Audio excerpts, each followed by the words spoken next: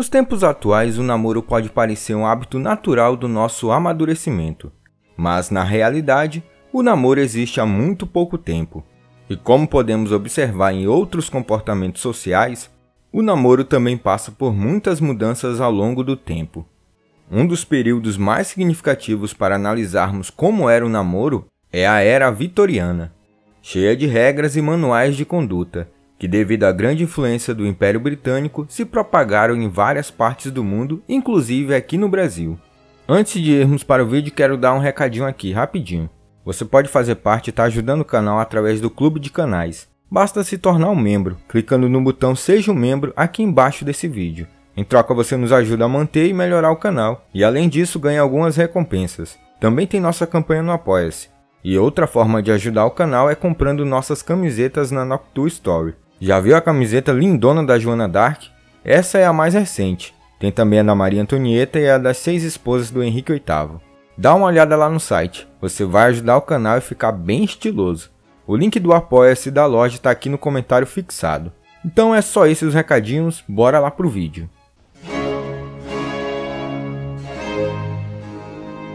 As relações de namoro visam permitir aos jovens um processo de conhecimento que lhes possibilitasse aprofundar a relação até o casamento, sendo este o objetivo essencial da relação amorosa. Mesmo que a eleição de um par fosse decidida na esfera do privado, com base na afeição de ambos e consentimento individual, o casamento assumia significados políticos importantes, como instituição geradora da família que por sua vez garantiria estabilidade e coesão social.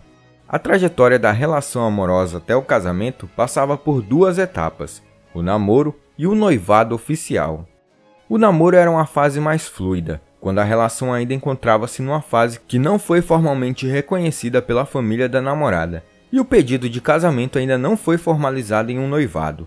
Entretanto, ainda na fase do namoro, frequentar a casa da namorada investia a relação amorosa de uma certa formalidade, e comprometia o jovem com uma promessa irretratável de casamento, a ser realizada no futuro próximo. O noivado pressupõe a formalização do pedido junto à família da moça. Os livros de educação doméstica comumente ressaltavam a importância do namoro e do noivado para um bom casamento. Assim, namoro e noivado, além de construir uma fase de conhecimento mútuo, eram encarados como um momento de preparação da jovem para assumir os deveres domésticos com perfeição. Não somente pela preparação do enxoval, mas pela preparação da moça para assumir os deveres de esposa, mãe e dona de casa. A busca da estabilidade econômica pelo rapaz era também considerada importante, sem a qual este não poderia fazer as vezes de provedor da nova família. Ter como sustentar a família era fundamental para que um rapaz fosse considerado um bom partido, ou seja, um noivo desejado. Esta condição se tornava essencial quanto maior era o nível socioeconômico da família da noiva, mais ainda que entre os pobres. As precárias quantidades de emprego, associadas aos baixos salários, relativizavam em grande medida o que se podia considerar como um rapaz estar apto a sustentar uma família. Ainda assim, encontramos censuras a muitos namoros sob o argumento da incapacidade financeira dos namorados, ou por associação a hábitos pouco condizentes com a função de provedor, como o hábito de jogar e apostar. O conjunto de etapas, namoro, noivado e casamento, correspondia ao padrão urbano tradicional e vivenciado, especificamente em todas as suas etapas, apenas pelos segmentos altos e médios das camadas urbanas. Essas regras de namoro, denominadas como padrão urbano tradicional, correspondiam a um conjunto de regras que fazia parte do ideal do amor romântico.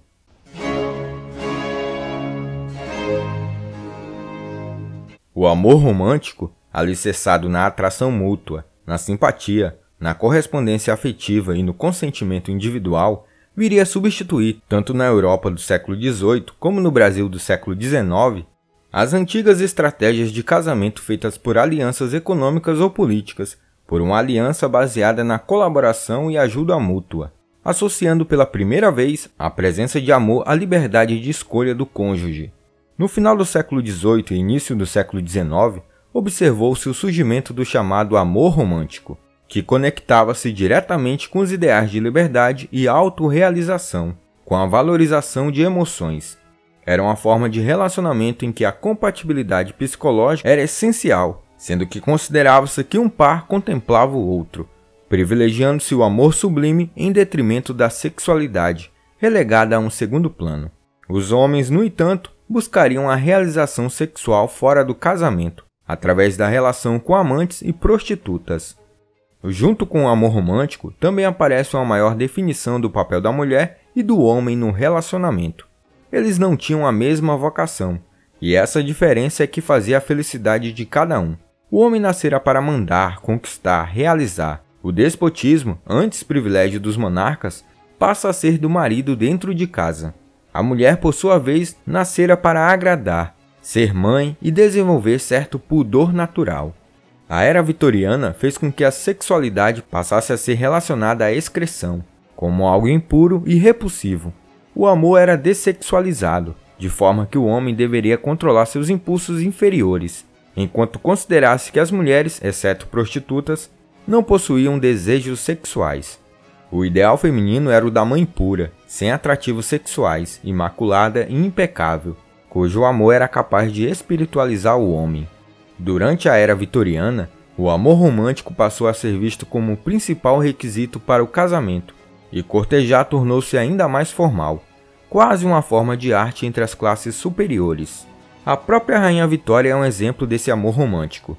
Depois de uma grande era de casamentos arranjados na monarquia, o casamento da Rainha Vitória com o príncipe Albert se tornou famoso por ter sido motivado por amor, e por este exemplo de amor, muitas noivas quiseram copiar a rainha, que havia se casado de branco, usando assim a mesma cor em seus casamentos. Uma curiosidade é que na época, rainhas não podiam ser pedidas em noivado, e então Vitória tratou de pedir a mão de Albert. Mas o que mais chama atenção no namoro da era vitoriana são os manuais e regras de conduta, onde podemos encontrar o modo como o homem e a mulher poderiam agir durante o namoro. A primeira regra para os homens era não flertar com todas as mulheres que aparecessem. Os homens eram aconselhados a saber que nem todas as mulheres estavam interessadas nele, e é um conselho que vem a calhar até os dias atuais. Então ele tinha que manter a sua reserva, esperar a hora certa para não levar um fora. Então, se o homem quisesse uma mulher, ele deveria esperar pela certa e se dedicar a ela. O olhar era importantíssimo. Também era exclusivamente masculino. Ele escolhia, identificava e definia a presa. A mulher podia, quando muito, cruzar seu olhar com o do homem. Um olhar feminino livre seria percebido como um olhar obsceno. Olhar, portanto, era coisa de homem. E se o homem quisesse dar um presente para a pretendente, será que podia?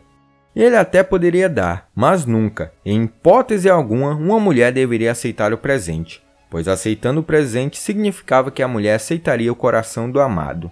Mas assim que o namoro fosse firmado, os amados poderiam trocar presentes, lembranças e mechas de cabelo. Mas o beijo era proibido. No lugar do beijo, o casal dava beliscões às escondidas. O beliscão substituía o beijo. No caso de uma visita à casa do par, o homem tinha permissão de visitar a casa da namorada, com a condição de que os dois ficassem na presença de uma pessoa mais velha, de preferência o pai ou a mãe da garota, para se certificar de que nada de proibido acontecesse. Já a mulher era terminantemente proibida de visitar a casa do namorado. Assim como nos dias atuais, naquela época era comum conhecer um parceiro amoroso em uma festa das boas, mas as regras vitorianas dificultavam um pouco a situação. Era proibido que o homem ou a mulher dirigisse a palavra um ao outro. Podiam dançar, mas não podiam conversar. A conversa só era permitida quando a anfitriã do salão fizesse uma apresentação oficial de um para o outro. Se essa apresentação não fosse feita, o único gesto que o homem poderia fazer para a mulher era levantar a cartola. Depois de terem sido formalmente apresentados, se o homem quisesse levar a mulher em casa, ele iria apresentar seu cartão para ela após a dança.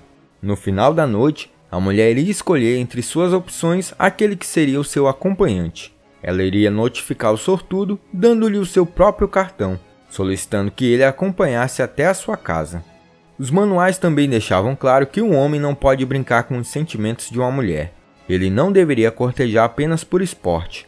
Assim também era a mulher, que deveria cuidar para não dar falsas esperanças e assim acabar ferindo os sentimentos do homem iludido. Olá, eu sou o Professor Danilo. Obrigado por assistir esse vídeo. Se você gostou, se inscreva no canal, deixe o like e compartilhe esse vídeo. Se você tiver interesse em ajudar nosso canal, você pode ajudar através da nossa campanha no Apoia-se, se tornando membro do canal clicando aqui embaixo no botão Seja Membro ou comprando nossas camisetas na Noctua Store. No mais, é isso. Até mais!